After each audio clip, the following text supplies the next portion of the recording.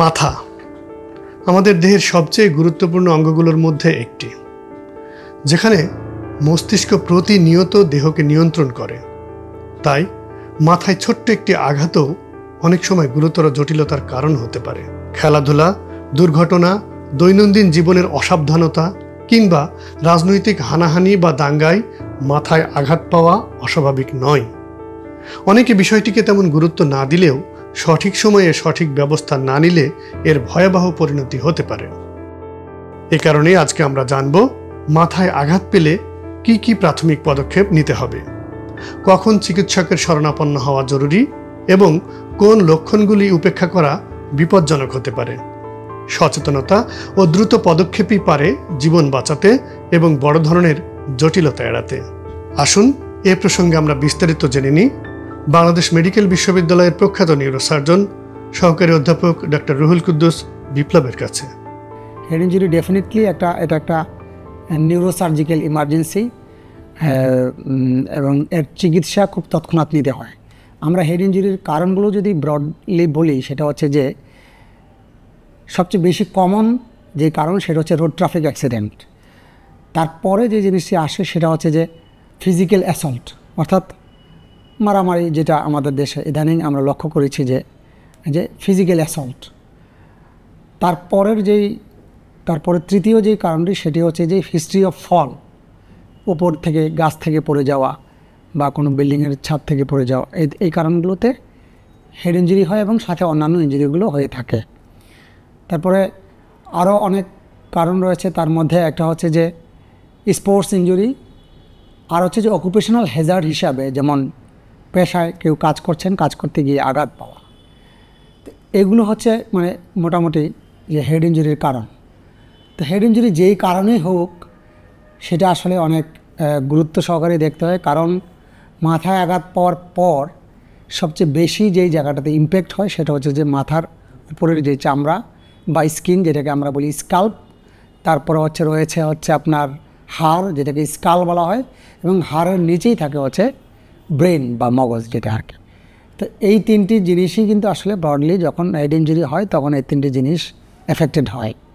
তো হেড ইঞ্জুরিতে যখন রুগী আসে তখন আমরা এই তিনটির মধ্যেই আসলে তার যেই মানে ফিচারগুলো যেগুলো হয়, ক্লিনিক্যাল ফিচার, সেগুলো আমরা এভাবে ক্লাসিফাই করতে পারি যে ফোকাল ইফেক্টের মধ্যে যেমন স্কিন ইঞ্জুরি বা ল্যাসারেশন আমরা বলতে পারি, অথবা স্কাল্প কাট ইঞ্জুরি, যেটা স্কিন কেটে যেতে পারে। তারপরে যে জিনিসটি রয়েছে স্কাল ফ্র্যাকচার হতে পারে, এবং স্কাল ফেটে গিয়ে স্কাল অনেক সময় ব্রেনের ভেতরে ঢুকে যায়, সেটাকে আমরা বলি ডিপ্রেসড স্কাল ফ্র্যাকচার। তার নিচে যে স্ট্রাকচারগুলো থাকে একটা পর্দার মতো থাকে, ডুরার বাইরে অনেক সময় রক্ত জমে যায়, সেটা খুবই ডেঞ্জারাস। সেটা হচ্ছে যেমন এক্সট্রা ডুরাল হেমাটোমা, তারপরে সাবডুরাল হেমাটোমা হতে পারে। আরেকটি জিনিস খুবই কমন, সেটা হচ্ছে ট্রমার কারণে ব্রেনের ভেতরে যেই পর্দা, আরেকটি পর্দা রয়েছে, তৃতীয় যে লেয়ার, সেটা অ্যারাকনয়েড ম্যাটারের নিচে তৃতীয় লেয়ার যেটা পায়ের ম্যাটার, তার বাইরে এই মাঝখানের জায়গাটিতেও অনেক সময় রক্ত জমতে পারে, সেটাকে আমরা বলি ট্রমাটিক সাবআরাকনয়েড হেমোরেজ। খুবই ডেঞ্জারাস। সেটাতে আসলে ব্রেনের রক্তটা পুরো ব্রেনের সব জায়গাগুলোতে ছড়িয়ে যায়। তো এই ব্রেনে যখন আঘাত পেয়ে রক্তক্ষরণ নিয়ে আমাদের কাছে রুগী আসে, সেটা ইমিডিয়েট কিছু ইফেক্ট হয়, সেটা হচ্ছে যে রুগী অজ্ঞান হয়ে যেতে পারে এবং রুগী বমি করতে পারে। তারপরে রুগীর ফোকাল সাইন, যেমন কোনো একদিক প্যারালাইসিস হয়ে যেতে পারে, ইমিডিয়েট যে ইফেক্ট। তারপরে এই রুগীগুলো যদি আমাদের কাছে দেখা গেলো যে আঘাত পাওয়ার ঠিক পরপরই তার কোনো লক্ষণ প্রকাশ পায় না, তার 2-1 ঘন্টা বা 3 ঘন্টা 4 ঘন্টা পরে গিয়ে কিন্তু আস্তে আস্তে দেখা যায় যে তার হাতে বা পায়ে তার অবস্থা আসতে থাকে।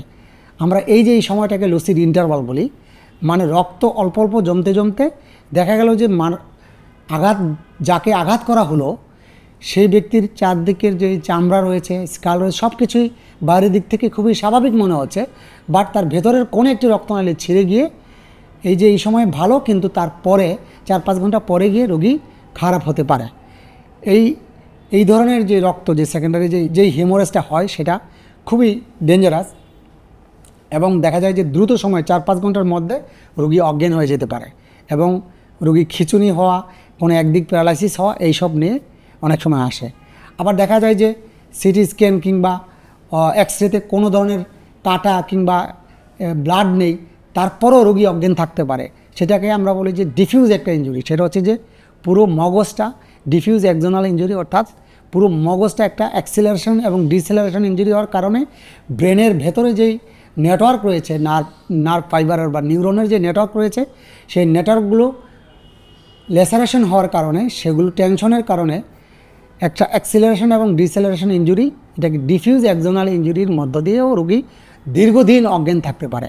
কিন্তু সিটি স্ক্যানে দেখা যায় যে মনে হবে যেন খুবই নর্মাল সিটি স্ক্যান, ভেতরে কোনো ইনজুরি নাই, কিন্তু আসলে তার অনেক বড় রকমের ইনজুরি, যেটা ডিফিউজ একজোনাল ইনজুরি, এবং এই ধরনের রোগীগুলি দীর্ঘদিন অজ্ঞান থাকতে পারে। তাহলে দেখা যাচ্ছে যে মাথায় রক্তক্ষরণ ছাড়াও রোগী খারাপ হতে পারে, এবং রক্তক্ষরণ নিয়ে যে রোগীগুলি আসে সেই রোগীগুলোর অধিকাংশ ক্ষেত্রে আসলে ইমিডিয়েট সার্জারির প্রয়োজন হয়। আমরা যদি সময় মতো অপারেশন করতে না পারি, রোগীর রক্ত বের দিতে না পারি, তাহলে রোগী দেখা যায় যে অল্প কয়েক ঘন্টা সময় দিবে, তারপরে কিন্তু আসলে রোগীকে আর সার্ভাইভ করানো কষ্ট হয়ে যায়। বেসিক্যালি আমাদের দেশে রোড ট্রাফিক অ্যাক্সিডেন্ট এবং ফিজিক্যাল অ্যাসল্ট, এই 2 ক্লাসের রোগী আমরা বেশি পেয়ে থাকি। তো ইন্টারন্যাশনাল ডাটা হচ্ছে যে, যেমন ইংল্যান্ডের একটি ডাটা হচ্ছে যে প্রতি বছরে 1 লক্ষ মানুষের মধ্যে 300 রোগী হেড ইঞ্জুরিতে আক্রান্ত হয়, এবং 1 লক্ষের মধ্যে 9 জন পেশেন্ট হেড ইঞ্জুরি থেকে মারা যান। ইংল্যান্ডের এটা একটা ডাটা। আমার মনে হয় যেহেতু আমাদের দেশের আসলে ডাটাটা ওরকম খুব পরিষ্কার ডাটা না থাকলেও আমার ধারণা সেটা হচ্ছে যে আমাদের দেশে এই যে মৃত্যু যে হারটা ইংল্যান্ডে, যে প্রতি বছরে 1 লক্ষে 9 জন শুধু হেড ইঞ্জুরিতে মারা যাচ্ছে, এই সংখ্যাটা আমাদের দেশে আর অনেক বেশি হবে, কারণ আমাদের দেশে ফিজিক্যাল অ্যাসল্ট, তারপরে রোড ট্রাফিক অ্যাক্সিডেন্টের যে হার, এটা অনেক বেশি। তো যার কারণে আমাদের আসলে হেড ইঞ্জুরিতে যখন পেশেন্ট খুব ইমিডিয়েটলি সুস্থ মনে হলেও সেই রুগীগুলোকে ইমিডিয়েট হসপিটালাইজ করা খুবই জরুরি, এবং ইনিশিয়ালি রুগীকে ভালো মনে হলেও আমার মনে হয় ক্লোজ অবজারভেশনে রেখে রুগীর সিটি স্ক্যান করা থেকে শুরু করে তার ভেতরকার ব্রেনের যে অবস্থাটি সেটা অ্যাসেস করা দরকার আছে। এটা তো গেল একটা ইমিডিয়েট একটা ম্যানেজমেন্ট। আবার লং টার্ম যে বিষয়টি যেটা হতে পারে সেটা হচ্ছে যে যখন একজন মানুষের স্কিন কেটে গেল, হাড় ভেঙে গেল, ব্রেনের ভেতরের সাথে যখন কানেকশন হয়ে যায়, তখন এই যে ওন্ড সাইটে ইউজুয়ালি হেড ইঞ্জুরিতে যেটা হয় যে বাইরের কন্টামিনেশন স্কিন পায়ার্স করে ভিতরে ঢুকে যায়, তাহলে একটা ইনফেকশনের খুবই একটা চান্স থাকে, এবং সেই ইনফেকশনটা যখন ব্রেনে ছড়িয়ে যায় তখন এটা মারাত্মক আকার ধারণ করতে পারে। এটা ইমিডিয়েট হয় না, ইনফেকশনের যেই প্রবণতাটা এটা কয়েকটা দিন পরে আমরা এই ধরনের রোগী পেয়ে থাকি, যে তার ওন সাইটে যে জায়গায় আঘাত লেগেছে সেই জায়গার থেকে একটা ইনফেকশন ব্রেনের চারদিকে ছড়িয়ে যাওয়ার একটা প্রবণতা দেখা যায়। এটা একটা ব্যাপার হয়। আরেকটা হচ্ছে যে লং টার্ম যে ইফেক্টটা হয়, এইটা সাধারণত একটু বয়স্কদের মধ্যে যদি আঘাত হয় তাহলে সেই আঘাতটি ইমিডিয়েট কোনো ইফেক্ট হবে না, 1 থেকে 1.5 মাস পরে গিয়ে দেখা যায় যে তার মাথায় রক্ত জমে জমে সে কোনো একটি দিক প্যারালাইসিস হয়ে গেছে এবং সে কথা বলতে পারছে না, অথবা সে আবল তাবল বকছে এরকম, অথবা সে ঝিমাচ্ছে এরকম, তার শারীরিক সমস্যাগুলো নিয়ে 1 থেকে 1.5 মাস পরে সে বলবে যে হ্যাঁ আমি তো অনেক দিন 1 থেকে 1.5 মাস আগে আমি একটু মাথায় আঘাত পেয়েছিলাম, দরজায় আঘাত লেগেছে, অথবা কেউ একজন মাথায় বাড়ি দিয়েছিল তখন তার কিছু হয় নাই, এই 1-1.5 মাস পরই এটাকে আমরা বলি ক্রনিক সাবডুরাল হেমাটোমা। এই জিনিসটি সাধারণত একটু বৃদ্ধ বয়স বা 50 ঊর্ধ্ব 60 ঊর্ধ্ব যারা এই ধরনের মানুষের আমরা এই ক্রনিক সাবডুরাল হেমাটোমার রোগীগুলো পেয়ে থাকি।